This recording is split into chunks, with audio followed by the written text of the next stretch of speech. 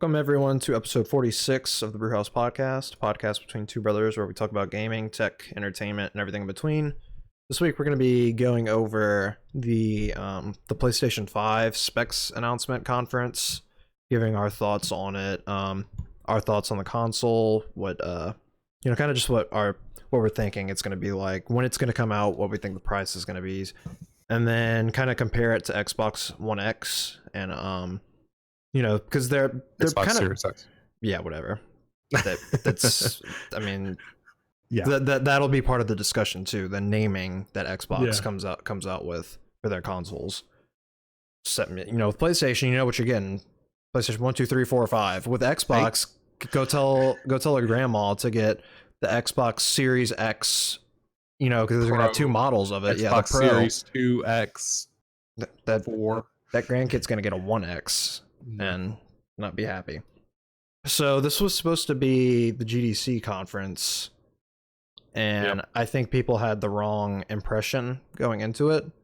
They were expecting this to be an E3 style show off games kind of thing, and instead it was, to some people it was just the boring stuff, but to us it was, we actually enjoyed the information because we're tech heads. We love the specific details, and again, you have to think this was meant to be to game developers.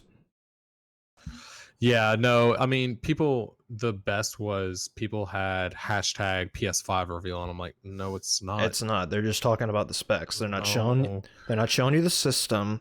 They're not telling you the price. And like, I was keeping up with most of it. Most of it was Mark Cerny was going a little bit over my head, but when he pulled up that sound picture, I'm just like, what? Yeah. What are you talking about? Yeah. Yeah, and again, like I tweeted the picture of it was Dwayne Wade making like a confused face with like combinations and like all math formulas everywhere. Yeah. So again, people had the wrong impression. I do think some of the things they said were confusing. At first glance, people took it out of context. Yeah, so they took, like, when they said, okay, let's talk about only 100 games that are going to be backwards compatible. Yeah, that's backwards compatibility. It said no, at 100 games at launch. I think there's over 4,000 PS4 titles, and I think they said almost all of them will be playable on PS5, and they'll be enhanced with better graphics. Well, the thing is, it's all context. He's talking about boosted performance on the PlayStation 5. Mm-hmm. He said PlayStation 4 games will be boosted on the PlayStation 5. Currently, we have tested 100 of them, and they all seem to be working fine, and more will continue to be tested. And people are like, oh, there's only going to be 100. It's like, no, all the other ones are still going to be able to run at PS4 base, PS4 Pro, and they're going to try to keep working in more of them to be boosted. But the thing is, one of the biggest thing is they took the top 100 games played, not just top 100 sold. Yeah. The top 100 games that were played the most on PlayStation 4, and they made sure those work first. Yeah. So my thing is, if you worry about Bloodborne in 60 FPS is what I'm hearing. Yeah, I mean that's my biggest thing. It's like, okay, so it's this no-name PSN game. You're worried about that you're gonna have to turn on your PlayStation 4 for that? I mean, could be ridiculous. Yeah. So, and that's another thing that that Xbox is kind of doing, where we talked about this last episode. They're not releasing any exclusives that are only coming out on the Series X, which we both believe is a mistake. Yes. I think Xbox is definitely going for more of the service route with their Game Pass and everything, which is fine, but you're kind of shooting yourself in the foot when you allow every single game on your system to be played on PC. I get that it like introduces crossplay kind of, even though crossplay is already going to be a thing next gen, I believe. Yeah, that's also, I can take it as, with Xbox, they're not putting out any console exclusives games because they're not going to have any big exclusives that are going to be coming out within the first year. Only Halo, yeah. Yeah, but I'm pretty sure that's being designed for the current console. No, it's being designed for the Series X. But it's going to be able to be played on the other one, and on PC. Yeah, and on PC. Correct us if we're wrong. I'm pretty sure every game. It might be, the biggest, like Halo, might not be able to be played on PC, which I think from I'm what pretty I've sure seen, it it's is. every But, yeah. game. So the biggest thing they talked about in the conference they did was the SSD, and this got my hopes up. This made me very excited because not only is it's a smaller, technically a smaller size than the one in the Xbox. It's 825 gigs, and the Xbox one is 1 terabyte. But the Xbox one is only an NVMe. Well, I say only. It's still really good. Yeah, it's the best probably, solid state you can buy currently. It's probably NVMe that you can get on the market right now in your PCs. So like a damn good SSD. Great. It's still better than any current console that's out right now. Yeah. So the whole thing that Sony is doing is there's a new architecture in their SSD that is made specifically for game developers and to make it easy for them to create games. Yep. So that your hard drive is one of the biggest things when it comes to, I mean, of course, storing your game, but you also have to design games around the things you're storing them on, not only the things that will be running them, like your CPU and your GPU, which we'll get into. But I'm going to say this right now: these systems are PCs, and I mean like these systems are good PCs. Well, Xbox is vertical standing, so I mean, it almost looks like a mini PC tower. Yeah, I mean, it's ridiculous. They're PCs with the console interface and like set on them. I mean, if you want to look at it that way. Yeah. So, like I said, the PlayStation 5 SSD is a little smaller, and it has a slot to put. You can put your own NVMe on there, but I'm pretty sure you'll only be able to store. You won't be able to store PS5 games on the extra slot. You can store. No, you can for PlayStation 5. You'll be able to get a Sony certified one, so it's not gonna. People are gonna probably freak out. Oh, they're gonna do a proprietary, and it's like, I don't care, because with the speed that they're putting out, I'd pay whatever for that. But you're going to be able to put PlayStation 5 games on that. Yeah, you will not be able to put PlayStation 5 games on a external SSD that you'd use through your USB. That's where you'd want to put your PS4 games on it, and probably your PSN games on it. Yeah, exactly. The RAM is exactly the same, 16 gigs GDDR6, which is crazy. Bandwidth's different. Oh, on this chart it just shows the same. The bandwidth overall for the 5 is a constant 448 gigabytes per second. The Xbox Series X 10 gigabytes is going to be at 560 gigabytes per second, but then 6 gigabytes is going to be at 336 gigabytes per second. So okay, so it kind of balances out. Yeah, it kind of balances out. I obviously would opt for the constant. Yeah, the constant, the same. I don't want to have too many different variables and stuff like that, especially in a console whenever it's supposed to just boot up and run. Yeah, it's supposed to boot up and run, and it'd be smooth and seamless. Which, I'm not saying a higher and lower, a variable rate won't do that, but So let's go back to the SSD. You're talking, that Xbox Series X has 1 terabyte.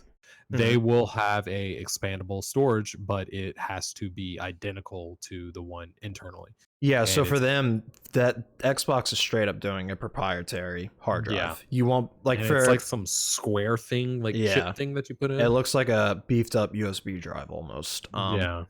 For Sony, you can just straight up go buy a Samsung NVMe drive. Yeah, so I'm wondering, Xbox Series X, if you're only going to be able to do a 1 terabyte. I'm sure eventually they may come out with a 2 They might terabyte. have different sizes, yeah.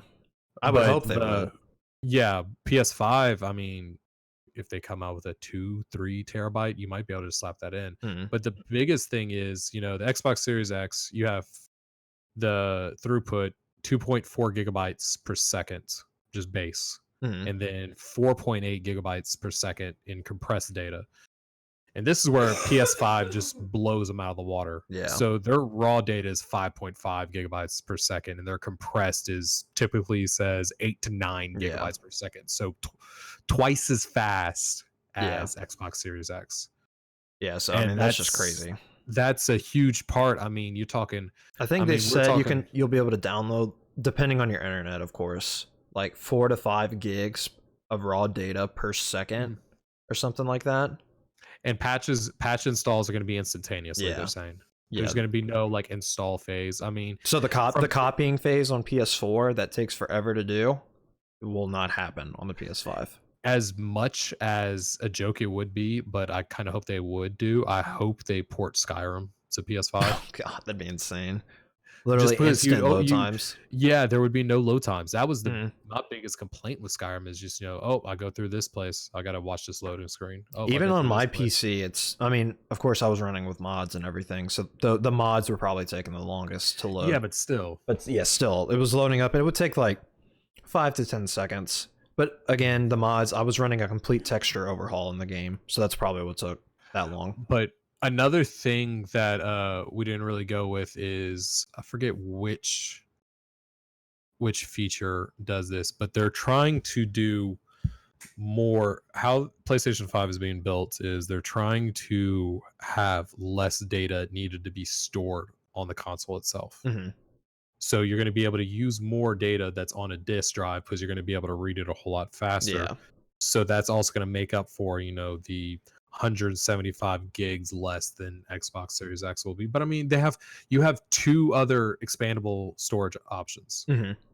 Yeah, you have the internal and then the external, which I agree with you. If you're gonna play PS4 games on it, get a beefy, still with good read speeds though. Freaking external hard drive. And then if you want to play the souped up games, just put that on your main one, play them, and then uninstall. I mean, I think from what they're saying, it's going to be pretty user friendly. Like you say, okay, I want to install this to this drive, I want to install this to this drive. So I mean, the user interface seems pretty, a lot better than what it is currently. Yeah. Which, like I said, it kind of reminds me of PC. How you have you have like your boot drive. You have if you do videos, editing and stuff, you have one for that. You have an SSD for gaming, stuff like that. CPU, PlayStation 5 is an 8 Zen 2 cores at 3.5 gigahertz. And the Xbox Series X has 8 cores at 3.8. So a little edge to Xbox. I think PlayStation 5 clock speed's better on PlayStation 5. 3.5 versus 3.8. 2 cores. You have 8 Zen 2 cores. You have 8X 2 cores. 8 cores. No, from the clock speed on PlayStation 5 is, I want to say, 20% faster. So I mean, it's a slight edge. Not the CPU isn't this. The thing is, you can run a lower CPU with the SSD interface that they're going to be using. Yeah. And still be better. So and then the GPU, this is the big, I don't want to say misdirection that people are doing with the teraflops. I wish they would get rid of that. 10.28 versus, I think it's 10.28 versus 12. To put into perspective, an RTX 2080 Ti has 10 teraflops of power. Yeah, something like that. So the difference between 10.28 and 12 is going to be so minuscule. That even the games that are going to be out and running at, say, 4K 60 FPS are going to be can do it at 10.28 teraflops, which I still hate that word. Well, I don't hate it, but I just find it pointless to say we have 12 teraflops of power. Okay, you're sacrificing your gigahertz speed for that too. Well, I mean, the thing is, the denominator teraflops, you can't. It's not straight across. So like the teraflops from this generation does not equate to the teraflops of last generation. Yeah, I know. So that's the biggest thing. So even though it's like, oh, the PlayStation 4 had 1.84 teraflops and the PlayStation 5 has 10.2, it's like, okay, but the teraflops in the 5 work like 60% faster. Yeah. Which again, PC. Yeah. Like these are like top line, not necessarily top line, but these are good PC specs that are going into these consoles, both of them. So my hope is that PlayStation 5 comes out with a boosted version on release. What do you mean a boosted? Like a more expensive? Yeah, like come out. Oh, and here's one with 16 teraflops and a 12 core processor or something for like ridiculous like $1,000. I would still get it. I Uh, would still get it. Yeah. I probably would too. Yeah. Just Because let the y'all thing is, know, like, we are both getting PlayStation. We get it for the games. PlayStation is gonna have better games. They always have. if there's an Xbox Series X, like a Like all an all digital one, digital, I'll probably get that eventually. yeah. I mean, like a year or two down the line. I mean, I may get a One X once they go like dirt cheap, just so I can have a 4K player in yeah, my living room. no, I will say the One X is a damn good console for what it is. It outscales the PS4 Pro in just about every way. Yeah. It's an amazing console. Yeah, we are both getting PlayStation 5s, but it's the software and everything is one thing, but it's games. It's the games for us. For me, I've played on both of them for forever. I've had every PlayStation, I've had every Xbox. But would you play on the Xbox consoles? Multiplayer games. Yeah. Which, if I want to play multiplayer, I can now play on PC with all my people that are getting Xbox. Again, kind of shooting themselves in the foot. Yeah.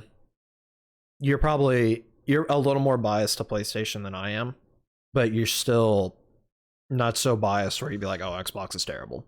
But it depends, because I mean, if they had the story-based games, if they had the Naughty Dogs, if they had Sucker Punch and Insomniac, if they had all those studios making the games over there, I would be Xbox.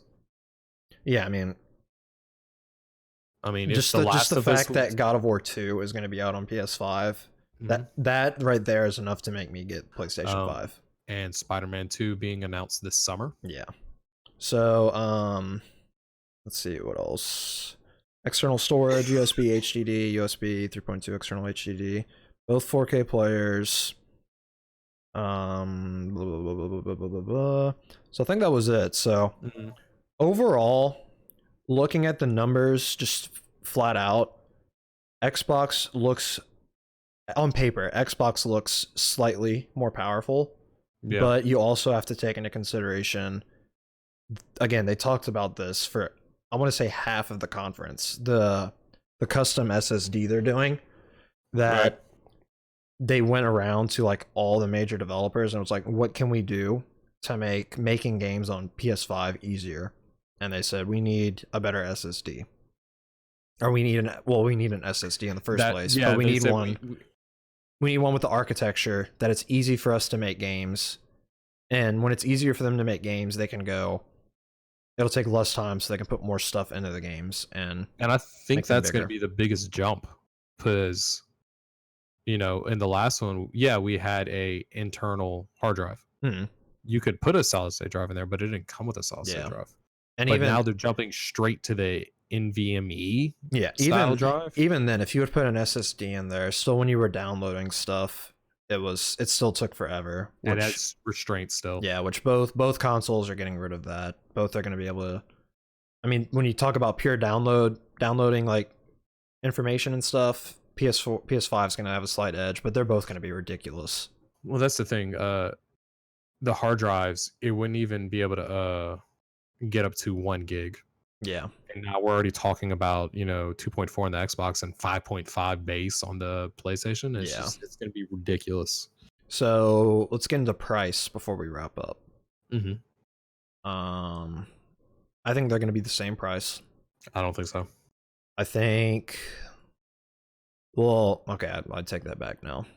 I think base PlayStation is going to be 600. I think base PlayStation is going to be, and then I think the cheaper Xbox is going to be 500 or 550. Oh, so you think they are going to come out with a digital one? I thought they already announced that they were. I don't remember. I'm pretty sure when they first announced this. No, not when they first announced it, but when they announced it at the Game Awards, they said they were going to have 2 versions, or at least 2 versions of it. I think I'll go Xbox first. I think the digital one's going to be $400. Okay. No, I'll go $450. Okay. And I think the full one is going to be $550, $600. And what do you think about PlayStation? I think the PlayStation will be $400. 400? Mhm. It costs like over 400 to make. I think they're going to take a loss at the beginning because they'll make up with games. I think Xbox has to sell it a lot higher because they don't have the games to back it, and they know that a lot of people are going to be buying the games on, PC and stuff like that. I think Sony can get away selling less, but also since that it's a custom SSD, that's probably proprietary Sony, and they might be able to get the 4K Blu-ray drive for cheaper because Sony owns 4K Blu-ray drive, so they could have just. I hope I eat my words, but I do not see this thing selling for $400. I mean, okay, realistically, it's probably going to be $499. It's going to be five. Yeah. It's right under $500. It's not going to be any more than that. I don't think it. Now, if they do, if they do a pro version, I could see that one being $700, $800. Yeah. Easy. I don't know, man. Realistically, it's probably going to be $500. Yeah, which is still cheaper than the PlayStation 3. It would not surprise me if both of these consoles were $600. I'm 50-50 on 500 and 600. I'm just leaning into 600 to overshoot. PlayStation 5 will be cheaper than Xbox Series X. I can tell you that. Yeah, it might be. I mean, it's flip-flopped. So PS3 was more expensive than 360 by $100. And then the Xbox One was more expensive than the PS4 by, was it 50 or was it, no, it was 100 because of the Kinect. Yep, you had the built-in Kinect, which killed them. But the thing was, why didn't that happen with Sony on the PS3? What do you mean? PS3 still outsold Xbox One or Xbox 360. Oh yeah, but you also it was look more at the Ring of Deaths. Yeah, but then you can also look at PSN being down for like 2 months. Yeah, but I think that was 2 months. But the Red Ring of Deaths was a couple years, like an ongoing issue before they came out with the next version of the game. Yeah, until they came out with like the slim version of the 360 or whatever you want to call it. So I think that had a lot to do with it. But then it's also name the big titles off of 360, and half of them are going to be multiplayer games. Yeah, or they'll be available on PS3 on PlayStation 3. Yeah. I think that PlayStation 3 had such a driving force because everybody had PlayStation 2s. And there was features. There was features on the PS3 that the 360 didn't have. Like the PS3 was a Blu-ray player. Blu-ray player. Had built-in Wi-Fi. A rechargeable controller, which the Series X still does not have a rechargeable controller. You still have to go buy rechargeable batteries. Yep. Which I granted that's a small thing, but it's like it's been 3 generations. Get rechargeable batteries in your controllers. Through Sony, when we bought our PlayStation 3, we got 6 Blu-rays for free. Yeah. And 2 games came with the console. Yep. So at the end of the day, it is preference. Both of these consoles are going to be insane. Again, Jonathan's a little more biased to PlayStation. I am biased to PlayStation. Yeah, yes, the PlayStation symbols in the back. I am biased to PlayStation, but like I said, I've owned every Xbox that's been out. Well, every model. So I've owned the original Xbox. Every generation. Yeah, I've owned one in every generation. I didn't own an Xbox One for long, but I did own one. So if there was games that I wanted to play on it, I'd get it. But... Yeah. At the end of the day, it comes down to exclusives for us, and any of the exclusives we would want to play on Xbox will be available on PC. So that's why we're doing it. I mean, if you can't afford a PC, whatever, get where your friends are going to be playing, but you're almost going to be paying. You're almost paying for a PC at this point. You can get a PC for $700. Not that can do this stuff though. Well, I mean, you cannot get a PC for $700 that can do 4K 60. No. So that's the main thing. Or like Xbox was advertising 8K at 120. Yeah, because that's gonna happen. You might be able to get it. You might be. Yeah, I think 650. You could probably get a computer that can do 4K. 4K at 60 stable while streaming. The thing is, are they saying 4K 60 with streaming on this? You probably will be able to. I know, but I'm just saying, like, so if you take away, all peripherals, Mhm. monitors, all that, no keyboard, no mouse, anything. I mean, a case you can spend. These cases are going to be ugly as hell. I don't like the mini fridge of the Xbox Series X, so you can get a case for $20. Mhm. Shit, you can do an open air case if you wanted to. Just have it sitting on your desk. CPU is probably $200. You can do motherboard. You could probably get for under $100. You can get a graphics card, probably a 2060 or something like that for a couple $100. I mean, you can probably make it work. You could, yeah, but again, you said take out peripherals and stuff. You still have to spend money to be able to use the PC. Oh yeah, but I'm saying, like, as you're talking about just like a unit itself, because I mean, I'm talking about getting the full package to be able to play games at 4K 60. So including even a $50 mouse and keyboard and a $20 headset. That's still almost an add-on another $100. You can get a $5 mouse and keyboard and play 60 frames. You won't be able to shoot very good. Yeah, you can true. still hook it up to your TV. True. I don't know. To me, you will realistically you will not be able to buy a PC. Again, if you go like if you do the bare minimum, yeah, the gap is closing. If you do like the freaking bare minimum and like you'd be roughing it and you wouldn't enjoy it. I mean, the thing is, you spend like a good PC nowadays, you can spend $1,000 and $1,000 get you everything you need. Yeah. And it will be very similar to what one of these is going to be, but it's just this is going to be a compact, just plug and play. But then the PC also allows you the freedom to do like whatever you want, pretty much. The consoles, you'll have to use their interface. You'll have to, use their software and stuff like that. Do you think this will be the last console generation? Yes. I honestly do. I think they're going to come out with upgradable parts, if anything, for this. Oh, so you think it's going to be modular? Well, okay, no, I don't. I think there'll be one more, and it's going to be modular stuff. I think the next one's going to be modular, and it's going to be, well, I mean, even at that point, once the motherboard gets outdated and they go to a different chipset and everything like that, it's just going to be backward straight. I think they'll still sell. They'll still sell them with the new stuff in it, but they'll start releasing it. They'll start releasing the parts to, like, if you want to upgrade your own, because not everyone knows how to upgrade the parts and everything. I mean, Sony may eventually build a TV that has one of these things in it, and you just stream it. That'd be legit. Yeah, it might be like $6,000 or something like that. Yeah, worth it, dude.